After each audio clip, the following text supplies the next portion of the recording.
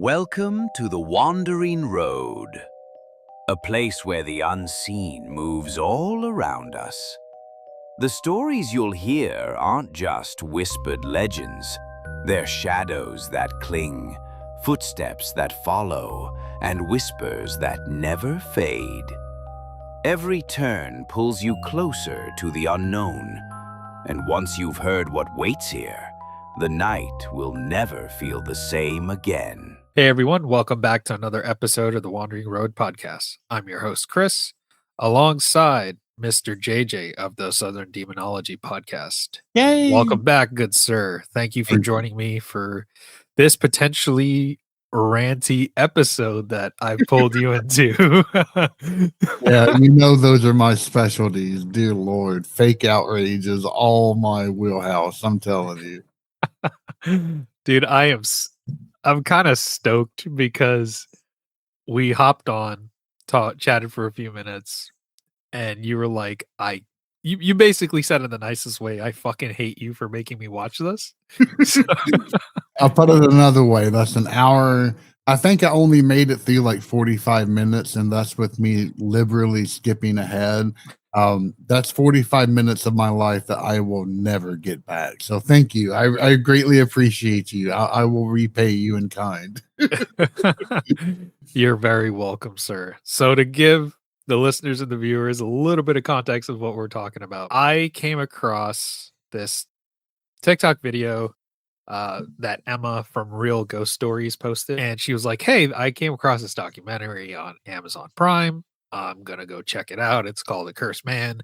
Basically, the whole gist of it is this dude lives like a pretty normal life, and everything's going so well that he made the freaking silly decision that he wants to get cursed to spice things. So that's kind of the whole synopsis of it.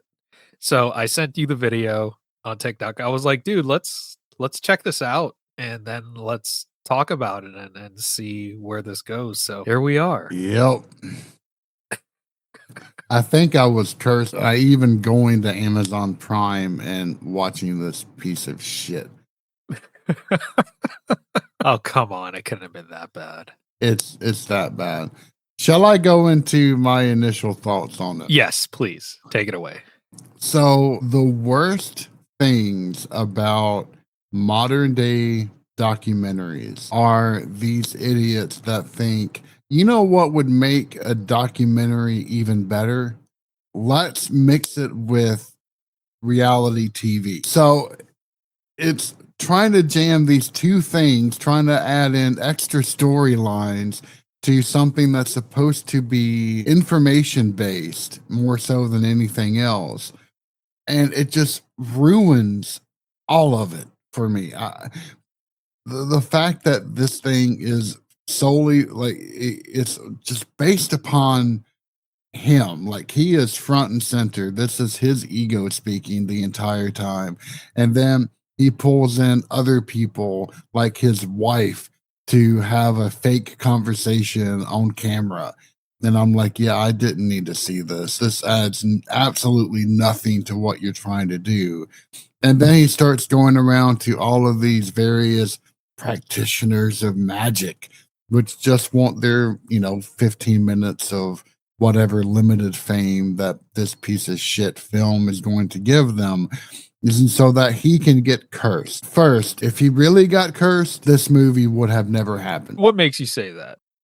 Let's unpack that. Someone that has suffered yourself, that probably has some sort of generational curse with your nightmares and stuff that your family has suffered. Why do you think that if this gentleman was actually cursed, he wouldn't have gotten this far to make this production? Have you ever seen the movie Drag Me to Hell? I can't say that I have, but I actually want to now.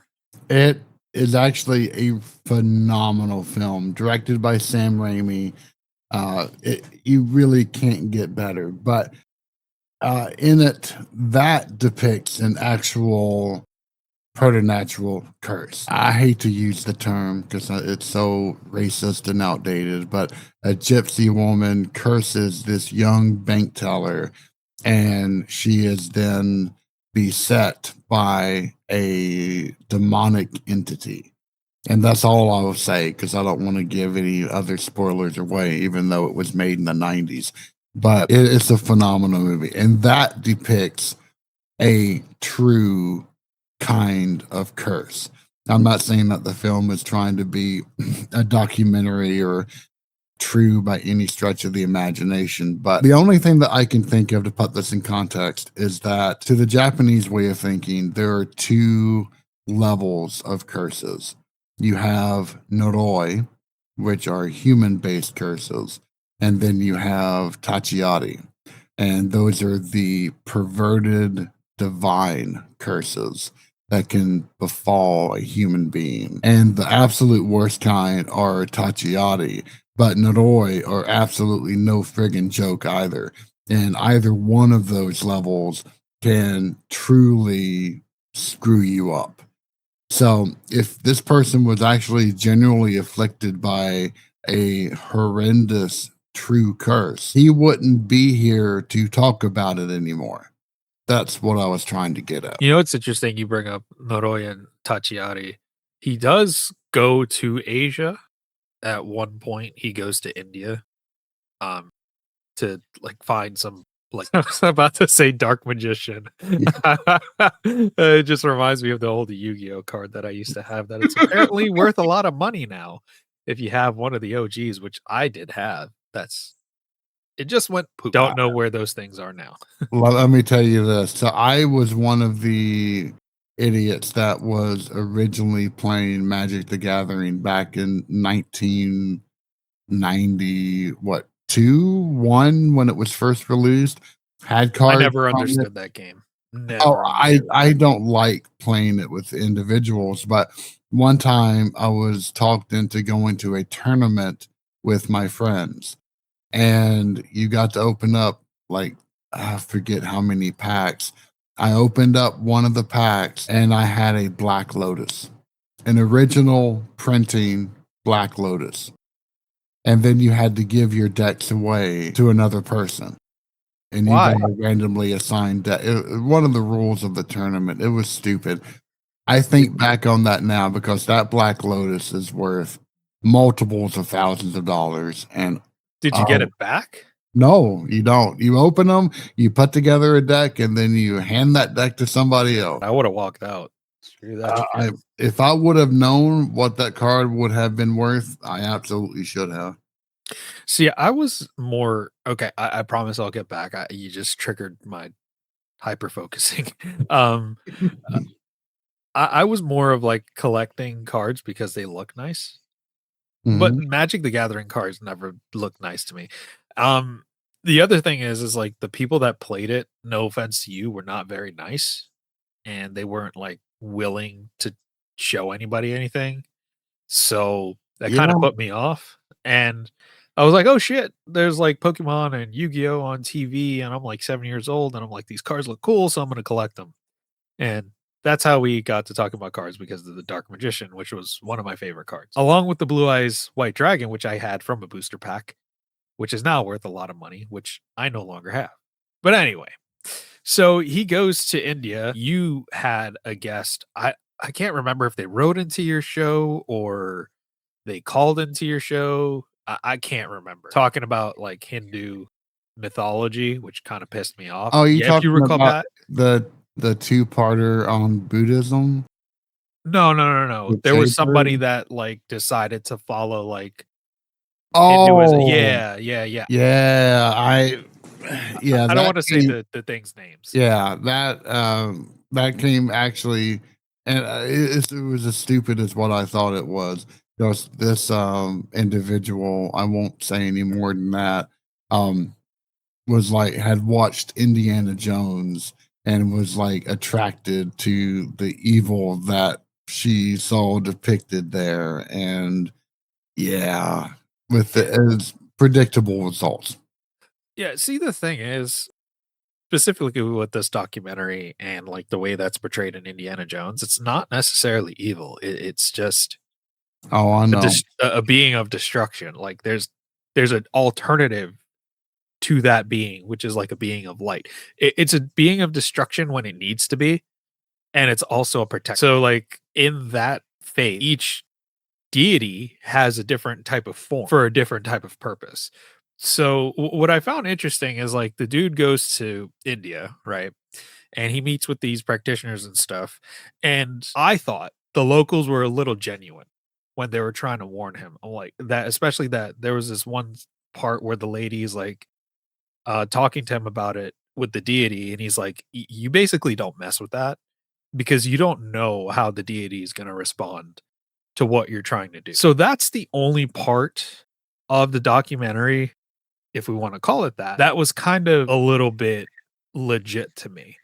Well, Just because of what I was I would- exposed to as a kid with my family, most of my family and my grandmother being a part of that faith, and you see the capabilities of it if you do stuff incorrectly. Oh, I would agree with that. There were moments of like almost every single individual that this idiot went to have a curse put on him. They essentially said, "Why? Why do you want this? I don't recommend you doing this at all." And he was going, "Oh, it's okay." And then him trying to like articulate why he wanted this to happen, and just kept going to people and like trying to refine the way that he would broach the subject with people. It was just absolutely friggin' asinine all the way across the board. Yeah, and if you want to tie it back to the beginning of kind of how this all started, he had this book like on the unexplained and the paranormal that kind of he's like, I Yeah, had it's this book since literally I was a called The child." Unexplained. The unexplained, yes. And he's like, "Oh, that kind of piqued my interest, and I wanted to see what this was like." And I think now it sounds like you might be on the opposite side of this. That the people that they approached that are practitioners potentially are genuine, but the fact that they asked him like, "Why do you want me to do this to you?" I'm kind of in the camp of like they tried to do it, but they really couldn't because it's like I'm not gonna like, why would I do this to you? There's no reason for me to curse you. So even if they did initiate that type of ritual to do it, I think it would have been half-assed. I don't think there would have been any true intention to harm this guy because he's just being an idiot. And I think that would Could be. Because like the very first ones that he went to, the man and the woman in LA yeah. who were practicing witchcraft. SETA, I think, is the organization they belong to. They involved him in the ritual and involved them tying multiple knots and then inciting over it and breathing on each one of these knots. And then for the last one, he was supposed to imagine that sense of wonder that you get as a kid, and then to expel his lung full of air onto the last ninth knot. And you could see that he just like he was just treating it as a giant joke the entire time. At least that's what his facial expression seemed to indicate. Right. So if it was dependent upon that, his participation, then they're always going to fail because he didn't believe for shit what was going to happen. The one section where I thought he was ballsy in doing this was when he went to Mexico. Oh, was this the cave of the sanctuary of Satan?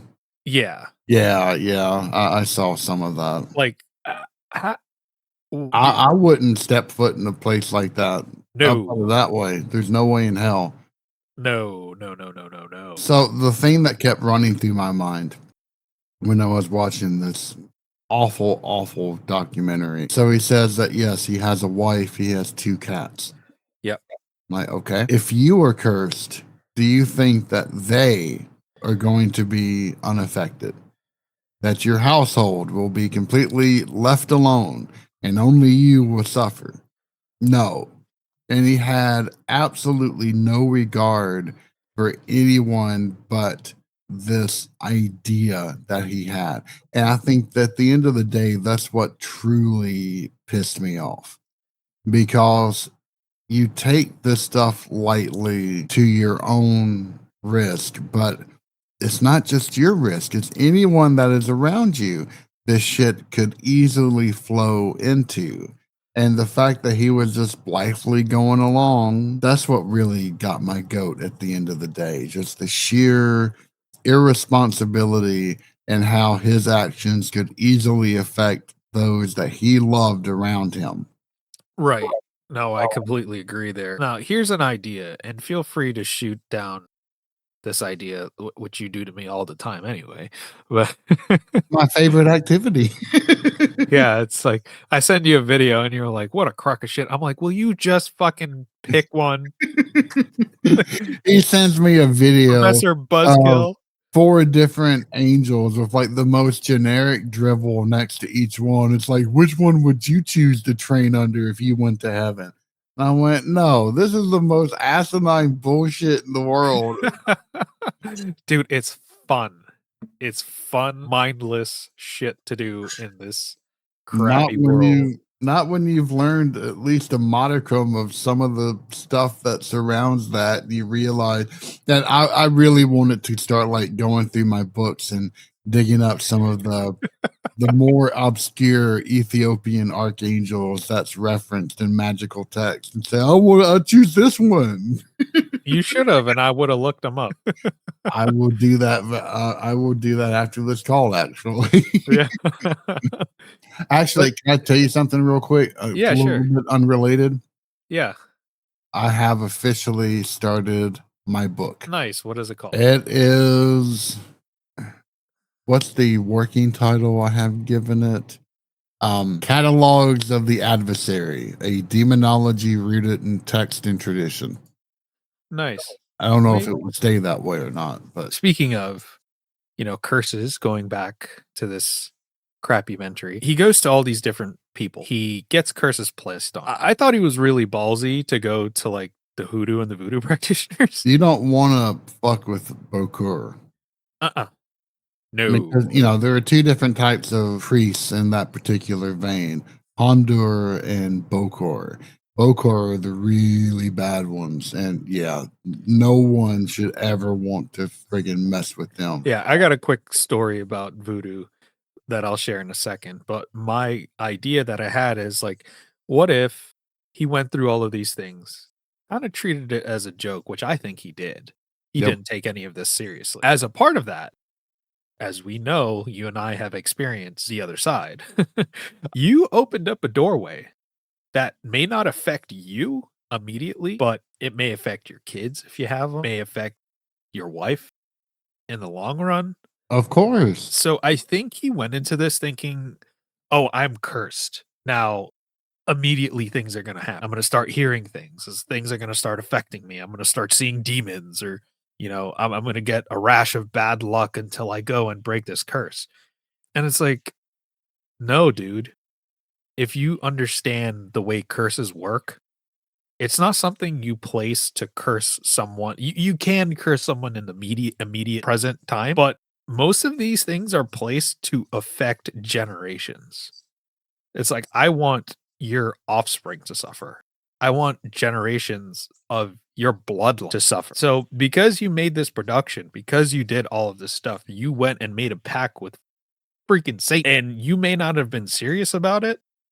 You don't know if that entity took it seriously. He might have. Got that bloody right. Correct me if I'm wrong, JJ, but I think when it comes to the other side, the paranormal, the demonic, whatever you want to call it, whether you do those things jokingly or not, it doesn't matter to them. The fact that you did it could potentially open up a doorway that you have no idea how to close. And those people that helped you open that doorway might not want to be able to help you, or might not be able to help you because it's out of their power based on what you decided to welcome in. This is one of the more frightening aspects to a lot of Asian horror, where you run across a red pendant on the ground, or you pick up an object that you're not supposed to. And all of a sudden, that in essence is opening up a doorway, and it allows this evil to then pervade your life, usually with fatal consequences. To actively go seeking out that doorway and cracking it open time is not the absolute same here. Right. It's not like, oh, I'm going to do this and bam, all of a sudden, everything's going to follow the same temporal flow in which I expect it would. It doesn't quite work like that. And once that doorway's been opened, closing it is almost nigh bloody impossible. And if that hooks into you, then just like I was saying, it can flow to anyone else that has that same type of connection to you. It's the most irresponsible bloody thing in the world. One of the things that was interesting and something which I think is worth exploring is what some of the parapsychologists were speaking of around the mind affecting matter, especially around like random number generators. That it was like probably the most interesting piece that I saw, and it's something in which I put some validity to. No, I think you're right there. It's kind of been proven that like if you set your mind and intention to something, you kind of can affect the outcome of it.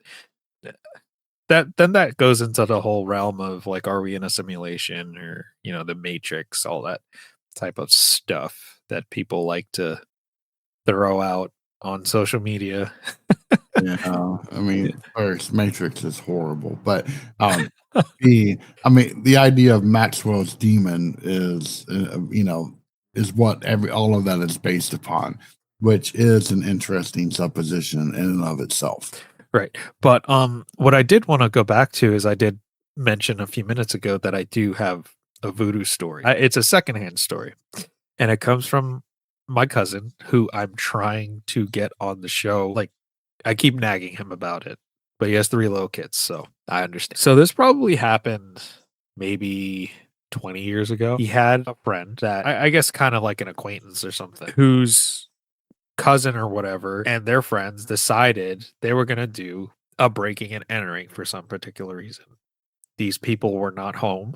They were on vacation. They knew that they were going to be back. These folks were Haitian. They were known voodoo practitioners. Why these people decided they were going to hit that home is beyond. Well, the story from him goes is that they busted open like the window or whatever, and as soon as they stepped foot inside of the home, the house was the whole like the walls and stuff were just lined with candles. As soon as they opened up the window and stepped foot inside, every single candle fucking turned on by itself at the same time. Lit itself all at once. Damn. They didn't stick around. No sane individual would at that point. If I saw something I got like goosebumps. that, I would be amazed if my pants would still be dry at the end of it. I mean, Yeah, so that's something you don't play with. I know Mm. like voodoo and hoodoo gets like a bad rap because in the media, all you see like in media is like the negative aspect of it. But obviously there's like, white magic as there is black magic to it. But yeah, that was the voodoo story. And I still get goosebumps thinking about it because it's I like can see why. I like would too. so I just keep thinking back to how egotistical somebody would have to be to go on a venture like this and just one, like we said before, he didn't take it seriously, and two, it's kind of insulting and mocking people that believe in this stuff. Of course it is. It's trying to make a buck off from someone else's belief. Because, I mean, for him, it's a win win situation, right? If nothing happens, then he gets to debunk all this and try to claim to be some sort of hero at the end of the day because of it. And if something does happen, then my God, he's instantly famous. So with all the places that this guy goes to, the one place he didn't go to, which I was hoping he would, was going to Japan and trying to get something happen there. Because I think if he did do that, I think something would have happened. And it would not have been Absolutely. pretty. It wouldn't have, but I imagine that the language barrier would be entirely too much, and B, you can always find disreputable people no matter where you go. But I think he would have had a much harder time trying to find someone to do it. But C, and I think this is what you're going to allude to, is that if he did do it, then it would be a much, much different episode. Oh, definitely. I genuinely think if he did do that and he went to someone legitimate, I think he'd still be alive. I just think he would have He wouldn't be a happy individual. I'll put it that way. correct. So one thing you said about like finding a red item that's like a cursed item, red's my favorite color, so that kind of sucks for me. And it's common within Asian societies where you'll find red to mean usually fate, but it can also be, other auspicious colors. It's actually with the new year coming up, that's why a lot of Chinese love to wear red on the day because it apparently will frighten away monsters. Is that why the Omori charm that I have from you is red? Yeah, Oh, okay. you got it. Yeah, I walk with that everywhere, by the way. Yeah, I do too. I've got it on my backpack.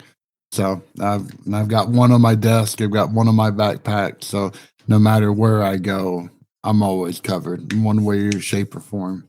You're not supposed to open them, right? No. Okay. Okay, yeah. I never have. No, if you damage it in any way, shape, or form, then it essentially loses any power that it once had. Maybe we could do an episode on charms because I have a crap ton of questions for you. Yeah, I would about love that. to. A couple of things I wanted to talk about with this documentary before we wrap up, and we could give our final thoughts. Is that after he was cursed, he said that he started getting nightmares, and then he talks about how he had this nightmare about his cat being like tortured, and he had to put it down, and just recurring nightmares. And he talks about how he likes mountain biking, and then they show footage of him getting injured mountain biking, and then they cut back to that one practitioner that says something about his like knees getting hurt and all this other stuff. They don't give context of timeline of when that happened because he could have gotten that injury before this documentary even happened, and it was just saved on his GoPro. The things about the nightmares, I don't know. I would look more to you when you saw him like talk about that. Did you have any initial thoughts? Did you think he was bullshitting or? I honestly think that he was making the vast majority of the shit up. He just needed something for the documentary in order to ramp up the tension and make it seem like all of the wasted footage that he had actually meant something. It could be me. I could be speaking out of my ass. I don't know. No one would know besides him. But it wouldn't be the first individual to make things up, wholesale in order to sell a particular aspect to a story. No, I completely agree with you. Although I will say that nightmares would be a legitimate way in which a curse could manifest, as I will take myself as a prime example of that. I have been cursed with nightmares my entire life, and it's only been in the last year and a half have I not had, I think I've only had 2 nightmares in that time, ever since I've started sleeping with 2 different exercised and blessed Saint Benedict medals on my nightstand. And it has been a relief. And to seek out night terrors like that is a really friggin' stupid thing to do. Now, as a young man, or a young person, I should say, just to generalize this even more, you feel like you're immortal, or, death is only a short time away. And you don't really have to worry about you don't worry about the consequences of things because you don't have any aches or pains in your body, etc. But anyone who has lived through life will look back upon that recklessness as, youthful folly. It's the same thing here. If you've suffered from a condition and you see someone willingly going out and trying to invoke that for him or herself, it's just the height of foolishness. I agree that people that have experienced are cursed, experience recurring nightmares, things of that sort. That's not something you go look for, and that's not something you want No. and look forward to in your life. One thing I'll bring up before I give my final word on this documentary. When I first started the podcast, if you recall, Dean early on, always kind of said, like, I kind of want to experience it. And then we had, I think it was our most recent episode on both our shows, where we talked about the weird stuff that has happened Mm, since we started the show. And it's not pleasant. It's no. not something you want to deal with. So, word of advice to this guy or people that watch this documentary and think it would be a good idea to go and do that, don't do that. I'll sum it up with myself. Like, I used to seek out these kinds of things on my own. I willingly went to Okigahara, the suicide forest in Japan, thinking that it would be a laugh a riot, nothing but interesting stuff. And if I happen to see something, then hey, all the much better. And you get there and you realize how absolutely foolish you have been when you did hear something that no one else heard, when your hackles are raised, when you feel like you're being watched no matter where you go, and you know that you are, if you stay there for longer, then really bad shit's going to happen. I don't go seeking out what they're called power spots in Japanese, places in which are supposed to be haunted, because I've been to one and it scared the ever living bejesus out of me. I don't care to go willingly repeat that process by any stretch of the imagination. It's scary as shit. It can have lasting repercussions up to and including death. And it can infect more people around you than just yourself. So, yeah, heartily agree. Don't go doing this shit. It's stupid. Yep. You have my backing on that. If you want to check out the documentary, it is on Amazon Prime. It is called A Cursed Man. It came out in 2025, this year. One thing I'll say again, don't go looking for this type of stuff as a person that has experienced paranormal, and so has JJ and now Dean. That's not something we recommend. It's not pleasant. It's not fun when you deal with the real thing. Not like, some of these ghost hunters out there, they go to these locations on these TV shows and it's all dramatized BS. It can get dangerous. I'll put it this way. So, there are Japanese games that have become popular in the last couple of years in order to scratch that kind of supernatural thrill. Whether that would be playing hide and seek by yourself, or the elevator game, or the black rituals, or the one especially in which you invite a ghost to play tag with you.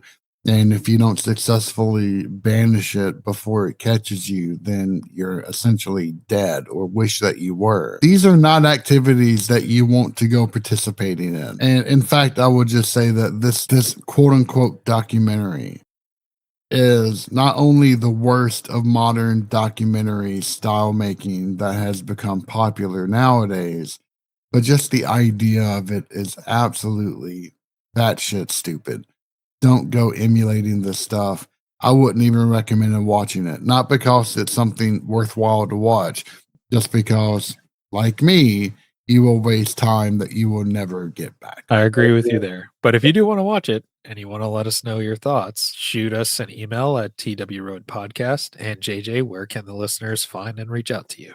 You can find me on southerndemonology.com, and we're on every single podcasting platform in addition to YouTube. Thanks for being on the show, JJ. I know you absolutely loved talking about this today, and you absolutely loved watching that documentary. So I can't wait to recommend the next documentary that'll take up some more time that you'll never get back.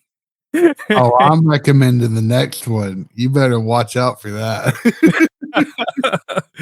All right, listeners, viewers, if you enjoyed today's episode and you have thoughts about it, like I said, feel free to reach out to us via email, social media. You can find us on TikTok, Instagram, Threads, Facebook, or email, whatever your preference. If you enjoyed today's video format and you're watching on YouTube, give us a like, share, subscribe, leave a comment on your thoughts. Helps the channel grow, helps the platform grow, so JJ and I can keep pushing out great content for you guys. Absolutely. Have a good one and Happy New Year. You've reached the end of tonight's journey on the Wandering Road. The show is written and produced by me, Chris, and my co-host, Dean. If you've got a scary story of your own, or if you'd like to join us as a guest, send your tale to twroadpodcast@gmail.com. We'd love to hear from you. Don't forget to follow us on social media for more haunted fun. And if you enjoyed tonight's episode, please rate, review, and share the show. It helps keep the lantern burning for fellow travelers. Until next time, keep your eyes on the road and your mind in the shadows, because the wandering never ends.